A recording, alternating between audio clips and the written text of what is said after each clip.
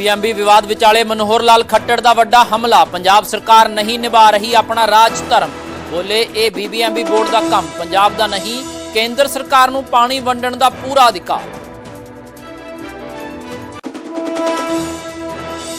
देश च जाति जनगणना करवाएगी केंद्र सरकार। केंद्रीय कैबिनेट ने दी मंजूरी। लंबे समय के FRP च कीता वाधा। 355 रुपए प्रति क्विंटल तय किया नवा रेट। पिछले साल के मुकाबले 15 रुपए प्रति क्विंटल का वाधा। नौरी मोर्चे वाले किसानां च नवा कलेश। हुण किसान आगू सतनाम सिंह पन्नू ने डल्लेवाल ते चुके सवाल। कहा डल्लेवाल ने अंदोलन नूं कीता कमजोर, खुद सरकार नूं कह के धरना चुकवाया। पटियाला दे रजिंद्रा हस्पताल लिया के राजोआणा का कराया गया मैडिकल चैकअप। राजोआणा बोले मेरे बारे जल्द फैसला लवे केंद्र सरकार। नाल ही 2027 च अकाली सरकार बनाउण लई एकजुटता दी भी कीती अपील। अमृतसर च ग्रेनेड हमले वाली गुमटाला पुलिस चौकी ते चलिया बुलडोजर। हाईकोर्ट के आदेश ते कीता ढह ढेरी। नाल लगदे मकान के मालक ने नजायज उसारी की कीती सी शिकायत। पहलगाम हमले नूं लैके एक्शन च श्रीनगर पुलिस। जम्मू कश्मीर के लोगों नूं इतिहादुल मुस्लिमीन ते अवामी एक्शन कमेटी तो अलग रहण दी दित्ती चेतावनी। लाउड स्पीकर नाल कीती अनाउंसमेंट। घरां दे बाहर लाए पोस्टर। बठिंडा दे पुलिस थाने तो कतल के मामले च 2 मुलजम फरार। इंस्टाग्राम ते पोस्ट पा के लिखिया 8 बजे कस्टडी तो भजे।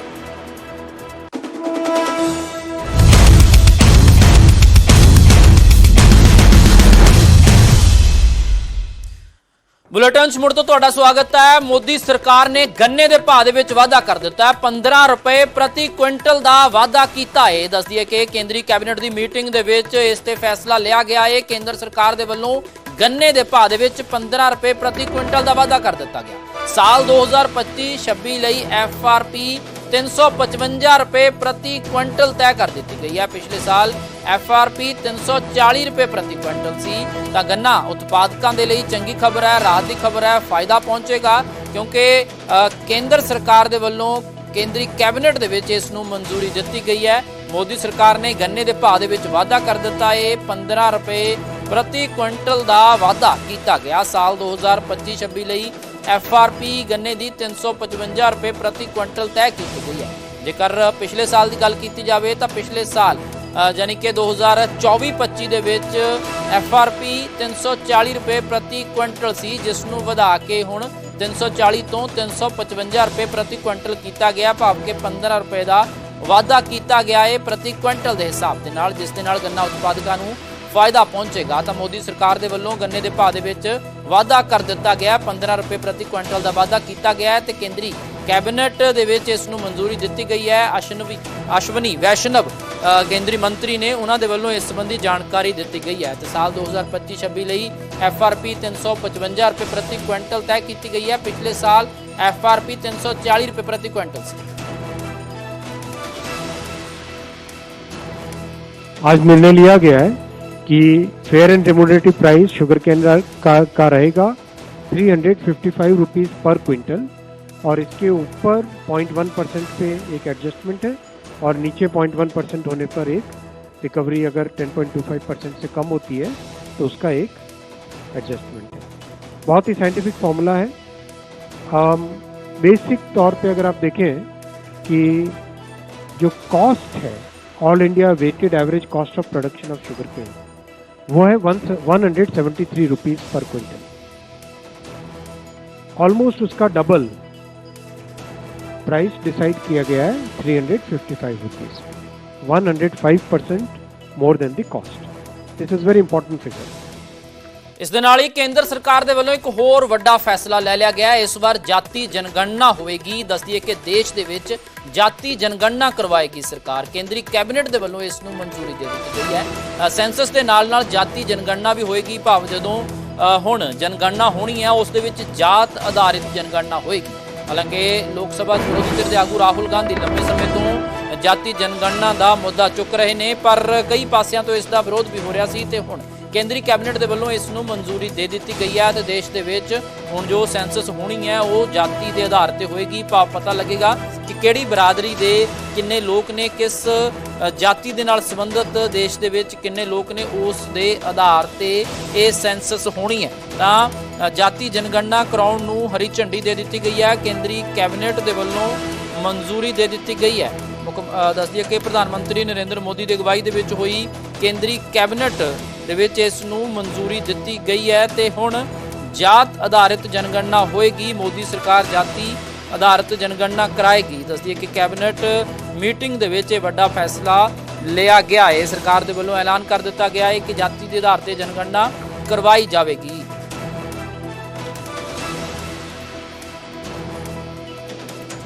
Congress governments have always opposed caste census.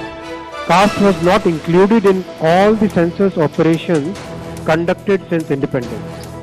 In 2010, then Prime Minister late Dr. Manmohan Singh ji had assured the Lok Sabha that the matter of caste census should be considered in the cabinet. A group of ministers was formed to consider this subject. Most of the political parties had recommended caste census. Despite this, Congress government decided to conduct only a survey of caste instead of a caste census. That survey is known as SECC. It is well understood that Congress and its India alliance partners have used caste census only as a political tool. As per Article 246 of the Constitution of India, the subject census is listed at 69 in the Union list in 7th schedule. According to Constitution of India, census is a union subject. Some states have conducted surveys, I am repeating the word, surveys to enumerate castes. Some states have done this well, while some others have conducted such surveys purely from a political angle in a non-transparent way. Such surveys have created doubts in the society. Considering all these facts and to ensure that our social fabric is not disturbed by politics, caste enumeration should be transparently included. I am emphasizing the word transparently included in the census instead of surveys. This will strengthen the social and economic structure of our society while the nation continues to progress. Under the leadership of our Prime Minister Shri Narendra Modi ji, the Cabinet Committee of Political Affairs has decided today, that is 30th April 2025, that caste enumeration should be included in the forthcoming census. This demonstrates that our government is committed to the values and interests of our society and country. Like in the past, when our government had introduced 10% reservation for the economically weaker sections of the society without causing any stress in any section of the society. Thank you. तो जाति जनगणना ते मोहर लग चुकी है कि जो सेंसस होएगी उस दे नाल ही जाति जनगणना भी करवाई जाएगी। मेरे सहयोगी इस वेले नीरज फोन लाइन ते मौजूद ने। नीरज, किस तरह देखा जाए, क्योंकि विरोधी धिरां इस नूं लगातार मुद्दा बना रही सी, मंग कर रही सी कि जाति जनगणना करवाई जानी चाहिए, जिस तो बाद केंद्रीय कैबिनेट दे वल्लों भी इस नूं मंजूरी दे दी गई है।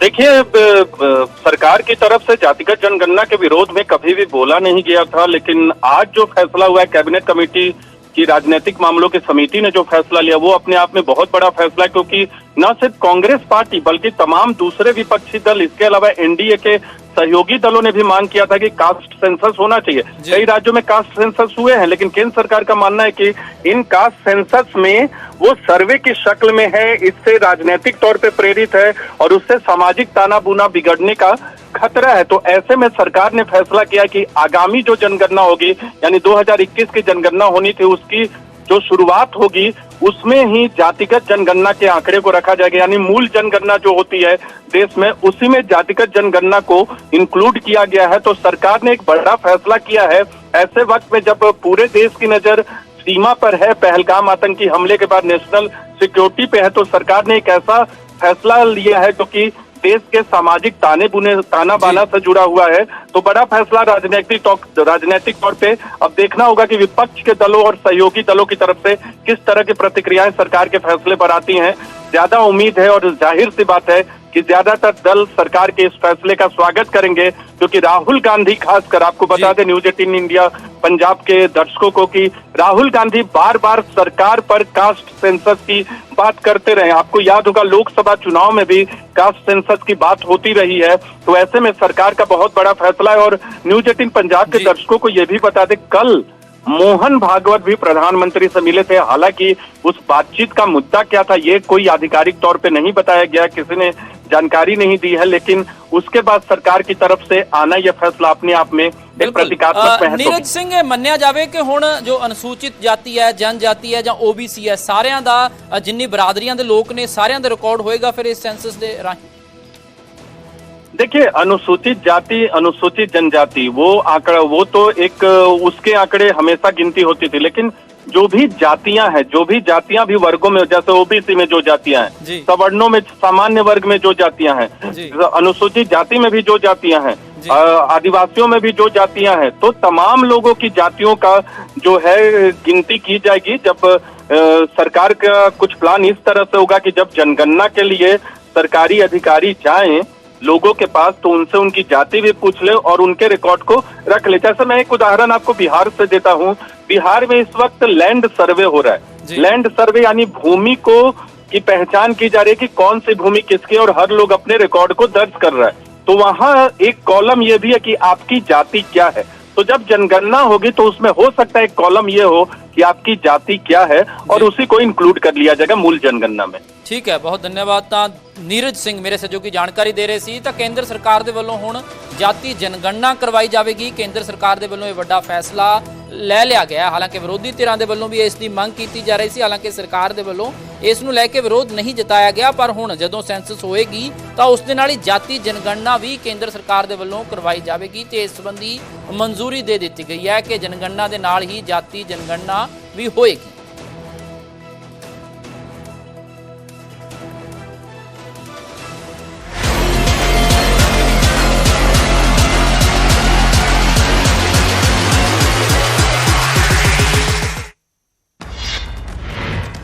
ਭਾਰਤ ਪਾਕਿਸਤਾਨ ਤਣਾਅ ਵਿਚਾਲੇ ਨੈਸ਼ਨਲ ਸਿਕਿਉਰਿਟੀ ਐਡਵਾਈਜ਼ਰੀ ਬੋਰਡ ਦਾ ਪੁਨਰਗਠਨ, ਸਾਬਕਾ ਰੌ ਚੀਫ ਆਲੋਕ ਜੋਸ਼ੀ ਨੂੰ ਲਗਾਇਆ ਚੇਅਰਮੈਨ। ਭਾਰਤ ਪਾਕਿਸਤਾਨ ਤਣਾਅ ਵਿਚਾਲੇ ਰੂਸ ਨਹੀਂ ਜਾਣਗੇ PM ਨਰਿੰਦਰ ਮੋਦੀ, ਮਾਸਕੋ 'ਚ ਵਿਕਟਰੀ ਡੇ ਪਰੇਡ 'ਚ ਨਹੀਂ ਹੋਣਗੇ ਸ਼ਾਮਲ। ਪਹਿਲਗਾਮ ਹਮਲੇ ਨੂੰ ਲੈ ਕੇ ਸ਼੍ਰੀਨਗਰ ਪੁਲਿਸ ਦੀ ਜੰਮੂ ਕਸ਼ਮੀਰ ਦੇ ਲੋਕਾਂ ਨੂੰ ਸਖਤ ਚੇਤਾਵਨੀ, ਇਤਿਹਾਦੁਲ ਮੁਸਲਮੀਨ ਤੇ ਅਵਾਮੀ ਐਕਸ਼ਨ ਕਮੇਟੀ ਤੋਂ ਅਲੱਗ ਰਹਿਣ ਦੀ ਚੇਤਾਵਨੀ। ਲਹਿੰਦੇ ਪੰਜਾਬ ਦੀ CM ਮਰੀਮ ਨਵਾਜ਼ ਦੀ ਗਿੱਦੜ ਧਮਕੀ, ਕਿਹਾ ਪਾਕਿਸਤਾਨ ਦੀ ਫੌਜ ਹਰ ਮੁਕਾਬਲੇ ਲਈ ਤਿਆਰ, ਸਾਡੇ ਕੋਲ ਹੈ ਪਰਮਾਣੂ ਸ਼ਕਤੀ। ਭਾਰਤ ਦੇ ਐਕਸ਼ਨ ਤੋਂ ਖੌਫ 'ਚ ਪਾਕਿਸਤਾਨ, ਪਾਕ ਸੂਚਨਾ ਮੰਤਰੀ ਦਾ ਵੱਡਾ ਦਾਅਵਾ, ਕਿਹਾ 2 ਦਿਨਾਂ 'ਚ ਭਾਰਤੀ ਫੌਜ ਕਰ ਸਕਦੀ ਹੈ ਹਮਲਾ। ਹੁਣ ਪਾਕਿਸਤਾਨੀ ਸਾਂਸਦ ਮੁਹੰਮਦ ਜ਼ਈ ਖਾਨ ਨੇ ਉਗਲਿਆ ਜ਼ਹਿਰ, ਅਯੋਧਿਆ 'ਚ ਬਣੇਗੀ ਨਵੀਂ ਬਾਬਰੀ ਮਸਜਿਦ, ਕਿਹਾ ਮਸਜਿਦ ਦੀ ਪਹਿਲੀ ਇੱਟ ਰੱਖੇਗੀ ਪਾਕਿਸਤਾਨ। ਪਾਕਿਸਤਾਨ ਦੇ ਸਾਬਕਾ PM ਇਮਰਾਨ ਖਾਨ ਦੀ ਗਿੱਦੜ ਧਮਕੀ, ਕਿਹਾ ਪਰਮਾਣੂ ਫਲੈਸ਼ ਪੁਆਇੰਟ ਦੇ ਨਾਲ ਛੇੜਛਾੜ ਨਾ ਕਰੇ ਭਾਰਤ, ਸ਼ਾਂਤੀ ਸਾਡੀ ਤਰਜੀਹ ਹੈ ਪਰ ਇਸ ਨੂੰ ਕਾਇਰਤਾ ਨਾ ਸਮਝੋ। ਪਾਕਿਸਤਾਨ ਦੀ share market crash, PM Modi ਦੀ ਹਾਈ ਲੈਵਲ ਮੀਟਿੰਗ ਵਿਚਾਲੇ ਪਾਕ ਸ਼ੇਅਰ ਬਾਜ਼ਾਰ ਧਾਰਾਸ਼ਾਹੀ, ਇੱਕ ਝਟਕੇ 'ਚ 2500 ਅੰਕ ਟੁੱਟਿਆ ਬਾਜ਼ਾਰ। ਯੂਕੇ ਦੀ ਸੰਸਦ 'ਚ ਪਹਿਲਗਾਮ ਅੱਤਵਾਦੀ ਹਮਲੇ ਤੇ ਚਰਚਾ, ਬ੍ਰਿਟਿਸ਼ ਸੰਸਦ ਨੇ ਹਮਲੇ ਤੇ 45 ਮਿੰਟ ਤੋਂ ਵੱਧ ਸਮਾਂ ਰੱਖੇ ਵਿਚਾਰ। ਯੂਕੇ ਦੇ ਮੰਤਰੀ ਬੋਲੇ ਭਾਰਤ ਪਾਕਿਸਤਾਨ ਵਿਚਾਲੇ ਗੱਲਬਾਤ ਜ਼ਰੂਰੀ। ਭਾਰਤ ਦੇ ਹੱਕ 'ਚ ਆਏ ਬ੍ਰਿਟਿਸ਼ MP ਬੌਬ ਬਲੈਕਮੈਨ, ਕਿਹਾ ਭਾਰਤ ਨੂੰ ਕਰਾਰ ਜਵਾਬ ਦੇਣ ਦਾ ਅਧਿਕਾਰ, ਅੱਤਵਾਦ ਖਿਲਾਫ ਲੜਾਈ 'ਚ ਭਾਰਤ ਦੇ ਹਾਂ ਨਾਲ। UN ਜਨਰਲ ਸਕੱਤਰ ਨੇ ਵਿਦੇਸ਼ ਮੰਤਰੀ S ਜੈਸ਼ੰਕਰ ਨਾਲ ਕੀਤੀ ਗੱਲਬਾਤ, ਪਹਿਲਗਾਮ ਹਮਲੇ ਦੀ ਕੀਤੀ ਨਿੰਦਾ, ਤਾਂ ਵਿਦੇਸ਼ ਮੰਤਰੀ ਬੋਲੇ ਸਾਜ਼ਿਸ਼ ਰਚਣ ਵਾਲਿਆਂ ਨੂੰ ਮਿਲੇਗੀ ਸਖਤ ਸਜ਼ਾ। LOC ਤੇ ਪਾਕਿਸਤਾਨ ਨੇ ਮੁੜ ਕੀਤੀ ਫਾਇਰਿੰਗ, ਜੰਮੂ ਦੇ ਅਖਨੂਰ ਸੈਕਟਰ ਵਿੱਚ ਪਾਕਿਸਤਾਨੀ ਫੌਜ ਨੇ ਕੀਤੀ ਫਾਇਰਿੰਗ, ਭਾਰਤੀ ਫੌਜ ਨੇ ਪਾਕਿਸਤਾਨ ਨੂੰ ਦਿੱਤਾ ਮੂੰਹ ਤੋੜ ਜਵਾਬ। ਪਾਕਿਸਤਾਨੀ ਲੋਕਾਂ ਦੀ ਵਾਪਸੀ ਦਾ ਸਿਲਸਿਲਾ ਜਾਰੀ, ਡੈਡਲਾਈਨ ਤੋਂ ਬਾਅਦ ਹਾਲੇ ਵੀ ਵੱਡੀ ਗਿਣਤੀ 'ਚ ਭਾਰਤ 'ਚ ਪਾਕਿਸਤਾਨੀ ਪੁਲਿਸ ਖੁਦ ਬੱਸਾਂ 'ਚ ਬਿਠਾ ਕੇ ਅਟਾਰੀ ਵਾਹਗਾ ਜ਼ਰੀਏ ਭੇਜ ਰਹੀ ਵਾਪਸ। ਭਾਰਤ ਪਾਕਿਸਤਾਨ ਤਣਾਅ ਵਿਚਾਲੇ BSF ਦੀ ਐਡਵਾਈਜ਼ਰੀ, ਸਰਹੱਦੀ ਕਿਸਾਨਾਂ ਨੂੰ ਸਾਵਧਾਨੀ ਵਰਤਣ ਦੀ ਸਲਾਹ, BSF ਨੇ ਪੈਟਰੋਲਿੰਗ ਟੀਮਾਂ ਨੂੰ ਵੀ ਕੀਤਾ ਅਲਰਟ। ਪੰਜਾਬ 'ਚ ਬਾਰਡਰ ਤੇ ਲੱਗੇਗਾ ਐਂਟੀ ਡਰੋਨ ਸਿਸਟਮ, ਡਰੋਨ ਜ਼ਰੀਏ ਹਥਿਆਰ ਤੇ ਨਸ਼ਾ ਤਸਕਰੀ ਤੇ ਲੱਗੇਗੀ ਲਗਾਮ, ਪਾਕਿਸਤਾਨ ਦੀ ਹਰ ਨਾਪਾਕ ਹਰਕਤ ਦਾ ਤੁਰੰਤ ਮਿਲੇਗਾ ਜਵਾਬ। ਲਾਰੈਂਸ ਗੈਂਗ ਦੀ ਪਹਿਲਗਾਮ ਹਮਲੇ ਦਾ ਬਦਲਾ ਲੈਣ ਦੀ ਧਮਕੀ, ਸੋਸ਼ਲ ਮੀਡੀਆ ਤੇ ਹਾਫਿਜ਼ ਸਈਦ ਦੀ ਤਸਵੀਰ ਤੇ ਲਾਇਆ ਕਰਾਸ, ਲਿਖਿਆ ਅਜਿਹੇ ਆਦਮੀ ਨੂੰ ਮਾਰਾਂਗੇ ਜੋ ਹੈ 1 ਲੱਖ ਦੇ ਬਰਾਬਰ। ਭਾਰਤ ਪਾਕਿਸਤਾਨ ਵਿਚਾਲੇ ਤਣਾਅ ਤੇ ਸਿੱਧੂ ਦਾ ਬਿਆਨ, ਬੋਲੇ ਲੋਕਾਂ ਦੀ ਚੁਣੀ ਸਰਕਾਰ ਤੇ ਸੁਰੱਖਿਆ ਦੀ ਜ਼ਿੰਮੇਵਾਰੀ ਸਰਕਾਰ ਹੀ ਦੇਵੇਗੀ ਜਵਾਬ। ਭਜਨ ਸਿੰਘ ਨੇ ਪਹਿਲਗਾਮ ਅੱਤਵਾਦੀ ਹਮਲੇ ਨੂੰ ਦੱਸਿਆ ਦੁੱਖ